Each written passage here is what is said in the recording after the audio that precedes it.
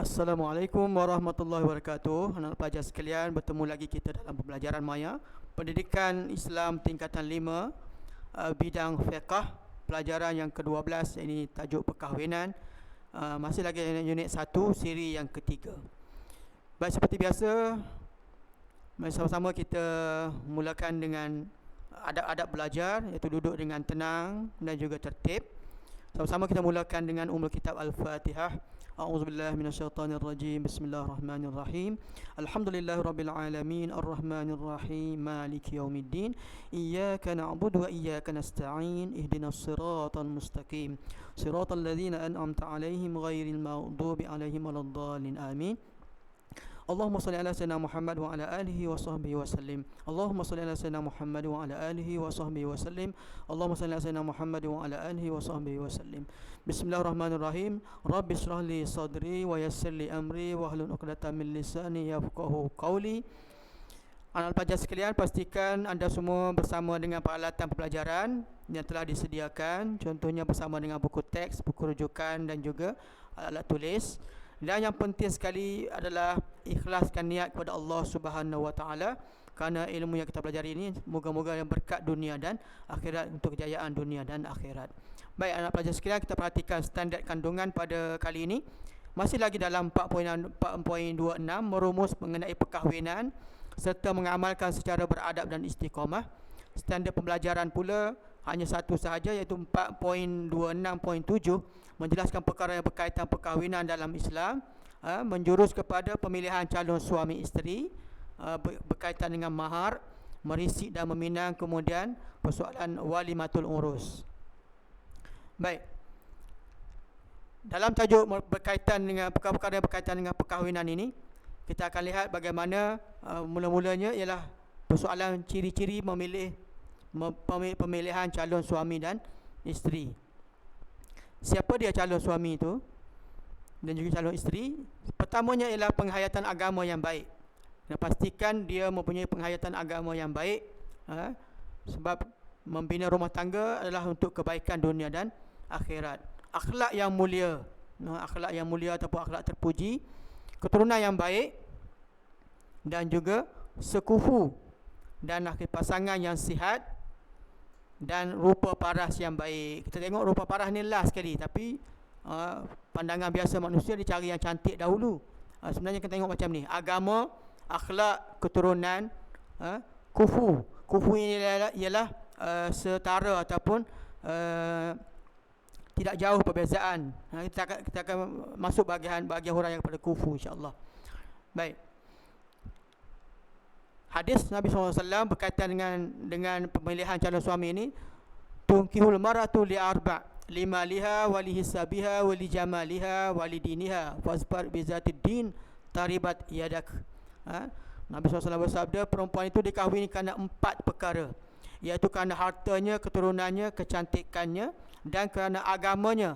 Maka Nabi kata apa dia? Pilihlah perempuan yang beragama, kamu akan mendapat kebaikan. Walaupun ditujukan kepada perempuan yang beragama, dia adalah juga kepada lelaki yang beragama. Kalau di atas dasar agama, kebaikannya di atas dasar soleh dan solihah, maka Nabi kata taribat yadak, kamu akan baik dan kamu akan bahagia, insya-Allah. Baik, persoalan sekufu tadi. Sekufu bermaksud persamaan taraf lelaki dan juga perempuan. Dari segi apa? Dari segi agama dan kesolehan dia. Mana cari kalau hampir-hampir sama di antara soleh dia dan solehah cantik. Pekerjaan dia hampir sama juga. Jangan jauh sangat. Yang ni tak ada kerja kampung ataupun kerja kebun. Yang ni juga pula PhD, tinggi kerjanya. Itu tak sekufu. Keturunan yang hampir sama, dan juga keilmuan dia. Saya dah sebut tadi PhD ataupun yang pembelajaran yang rendah. Ini diambil kira sebab menentukan dari segi kehidupan, yang berkongsi kehidupan untuk kebahagiaan. Baik. Seterusnya pergi kepada persoalan merisik dan meminang. Baik, apa itu merisik? Proses sebelum meminang untuk mengenal pasti status bakal isteri, kan. Ni kita biasa dengar di antara orang tua-tua bercakap, pergi merisik. Pergi mengenal pasti dulu. anak siapa dan sebagainya. Meminang, maksud meminang lamaran seseorang lelaki kepada seorang perempuan untuk dijadikan calon isteri menurut urus setempat. Lamaran di pihak suami, di pihak lelaki ni dia mengatakan dia hendak lamar perempuan ini. Secara dia jelas seorang dia sendiri pun boleh, melalui wakil pun boleh, ataupun menurut uruf. Uruf ni maksudnya menurut adat istiadat yang dilakukan oleh setempat. Kalau kita orang Melayu, adatnya cukup banyak. Ada rombongan, setiap ada pantun dan sebagainya, ada hantaran, itu yang dikatakan uruf. Baik. Objektifnya ialah untuk melamar ataupun meminta menanda bagi seorang perempuan itu menjadi isteri dia. Kita lihat bagaimana huraian yang dilakukan untuk meminang ini, kan? Meminang boleh berlaku dengan secara dua keadaan, secara terus terang ataupun secara kiasan. Contoh, kalau terus terang, aku ingin mengahwini kamu, itu melamar ataupun meminang secara terus terang. Kalau kiasan, saya ingin memetik bunga di taman, macam-macam lah orang sebut, kan? Yang guna dalam pantun pun ada, kan? Ini merupakan dia dibenarkan dalam meminang, boleh secara kias ataupun secara dipanggil apa ni, soreh dan juga kiasan. Soreh ni jelas. Baik. Ketika meminang, hukum melihat perempuan yang hendak dipinang. Masa kita merisik, hukumnya adalah sunat. Sunat melihat, memastikan perempuan yang hendak dipinang itu siapa dia, kan?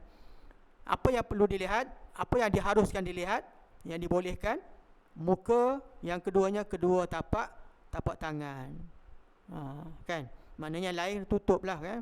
Itulah aurat yang dibenarkan pun. Tengok muka untuk apa? Untuk kecantikan dan juga kesihatan, dan juga pada muka juga boleh melahirkan raut wajah dan juga nampak dari segi kesan-kesan ilmu yang soleh dan juga solehah pun ada pada muka. Pada tangan banyak rahsia-rahsianya. Ini kalau belajar berkaitan dengan rahsia-rahsia mengenali tangan, batu Islam bagi tengok tangan, sebab di sana banyak rahsia-rahsia yang boleh menzahirkan peribadi seseorang itu, kan? Baik, kemudian kita masuk pada perbincangan mahar. Apa itu mahar ataupun kita sebut mas kahwin?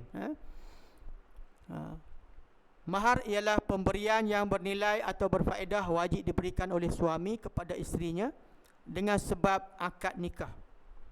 Asalnya tak perlu bagi, tapi bila berlaku sahaja pernikahan atau perkahwinan, maka dia wajib suami beri kepada isterinya, beri kepada perempuan itu setelah berlakunya akad nikah. Hukum mahar ni wajib, dan hukum menyebutnya, mana wajib, suami wajib bagi, sama ada dia sebut ni hukum sebut, menyebutnya sunat menyebut dalam akad, tak sebut pun boleh mengikut urufnya juga. Kadar mahar tidak mempunyai kadar yang ditentukan dan tidak semestinya dalam bentuk tunai, kan? Tak semestinya duit. Ada yang dalam sebidang tanah boleh, sebuah Al-Quran boleh, sebuah kereta pun boleh, kan? Dari segi upahan. Dan dalam perbincangan lain disebut asalkan dia boleh dijadikan nilaian. Itu kadar mahar. Bentuk mahar pula sesuatu yang bernilai ataupun berfaedah dan sah dijadikan mahar, seperti duit dan emas, kan? Duit biasa orang guna duit lah, kan? Setakat ni emas jarang orang guna, duit lah biasanya berapa ribu tentang mahar. Dan sebaik-baik mahar ini Nabi SAW mengatakan yang rendah nilai maharnya itu sebaik-baik bagi perkahwinan, kan? Kemudian walimatul urus. Apa itu walimatul urus? Dari segi maksud dia, kenduri yang diadakan sempena perkahwinan, kan? Ini biasa kita lihat, biasa kita mengalami ataupun mengikuti bersama. Bila ada kahwin saja ada kenduri, ada kahwin ada kenduri. Sampai sekarang musim PKP pun kenduri dalam bentuk yang dihad-hadkan, sehingga kita bagi sahaja dalam bentuk makanan ataupun hidangan yang dibungkus. Masih lagi di dalam istilah kenduri kahwin. Hukum mengadakannya, sunat muakkad. Bukan kita lihat dia sahaja-sahaja diadakan. Dia adalah ada hukum di sana, sunat muakkad. Sunat yang digalakkan seolah-olah wajib. Seolah wajib. Hukum memenuhi undangan, hukum mengada sunat muakkad, hukum memenuhinya fardu ain. Maksudnya wajib ke atas individu. Individu yang dijemput, maka dia wajib hadir. Kalau tidak ada keuzuran, kecuali dia uzur syar'i dan sebagainya, itu adalah dimaafkan. Baik, apa sebenarnya tujuan disyariatkan kenduri kahwin ni? Pertamanya mensyukuri nikmat Allah SWT atas perkahwinan yang didirikan. Nak menzahirkan syukur kita berkahwin, syukur mendirikan rumah tangga, ibarat mendiri sebuah masjid, maka kesyukuran itu dizahirkan melalui kenduri ataupun memberi makan, dan menjadi ibadat di dalam Islam. Merapatkan hubungan silaturahim sudah semestinya. Bila berlaku kenduri, maka berlakulah hubungan silaturahim, berjumpaan dan juga persaudaraan di kalangan umat Islam dan juga masyarakat setempat. Menghebahkan perkahwinan kepada masyarakat untuk menghindarkan sebarang fitnah. Ini penting sekali. Kenapa kenduri itu dibuat? Untuk bagi tahu masyarakat dia dah kahwin. Sebab kalau tidak melalui kenduri, maka dengan cara itu tidak berlakunya hebahan, maka dibimbangi berlakunya fitnah. Orang bercakap-cakap ini siapa kan, oh jalan berdua-duaan ni kenapa. Jadi bercakap tentang dia itu salah dari segi Islam. Jadi bila berkahwin, bila berlaku kenduri, dia hilang daripada khilaf ataupun sangka buruk itu. Di manakah dalil berkaitan dengan galakan walimatul urus ini? Hadis Nabi SAW berkaitan dengan ini. Anas bin Malik radhiyallahu anhu meriwayatkan bahawa Rasulullah SAW bersabda, yang bermaksud Nabi SAW terlihat kesan sejenis bauan pada Abdurrahman bin Auf, kan? Sahabat lu kahwin ada bauan wangi. Maka baginda bertanya, apakah ini? Jawab Abdurrahman, wahai Rasulullah, aku telah berkahwin dengan seorang perempuan, mahalnya dengan emas seberat sebiji tamar. Oh, mahalnya sebiji tamar bagi mahar, bagi mas kahwin. Lalu baginda bersabda, semoga Allah memberkatimu. Ini doa kepada pengantin. Barakallahu lakuma, kita baca selalu kan. Nabi kata apa? Buatlah kenduri walaupun dengan menyembelih seekor kambing. Seekor kambing ni bagi masyarakat Arab adalah kecil sahaja, kan. Jadi kita hari ini kalau kita di sini buatlah kenduri walaupun 3 ekor ayam ke, kan. Mana orang setempat dapat mengetahui hebahnya perkahwinan dia. Dari segi walimatul urus ni ada adab tertentu yang perlu dipatuhi. Pertamanya, tuan rumah tidak mengkhususkan jemputan kepada orang kaya sahaja. Ini silap kalau kenduri kahwin, orang kaya kahwin, orang kaya je panggil. Sepatutnya dipanggil orang yang rata-rata dari segi kedudukan dia, terutama fokus pada orang miskin lagi baik. Memenuhi jemputan pada hari pertama sahaja sekiranya majlis tersebut lebih daripada sehari. Jemputan wajib pada hari pertama. Kemudian undangan tersebut untuk melahirkan kasih sayang dan juga merapatkan hubungan, kan. Kita hadir adalah untuk memeriahkan dan juga merapatkan hubungan. Itu sebab ada adab dalam walimatul urus ni. Orang yang mengundang bukan seorang yang zalim atau diketahui memiliki harta yang haram, kan. Itu pun ada adab juga. Kalau kita tahu harta yang digunakan adalah harta yang haram, maka tidak wajib ataupun tidak patut dia buat walimatul urus. Dan yang akhir sekali, tidak terdapat perkara mungkar seperti minuman arak, pergaulan bebas, ada hiburan lelaki dan perempuan bercampur gaul.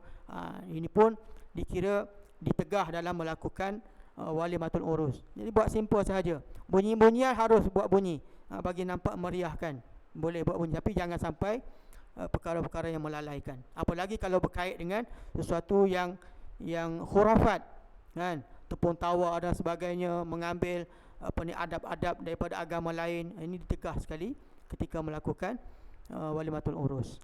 Baik, pelajar sekalian, sampai di sini untuk siri ini. InsyaAllah kita akan bertemu lagi dalam siri yang akan datang, yang kita akan bincangkan berkaitan dengan keibupaan dan juga perkara-perkara yang berlaku dalam rumah tangga. Sekian, wabillahi taufiq. Assalamualaikum warahmatullahi wabarakatuh. Selamat belajar, selamat maju jaya.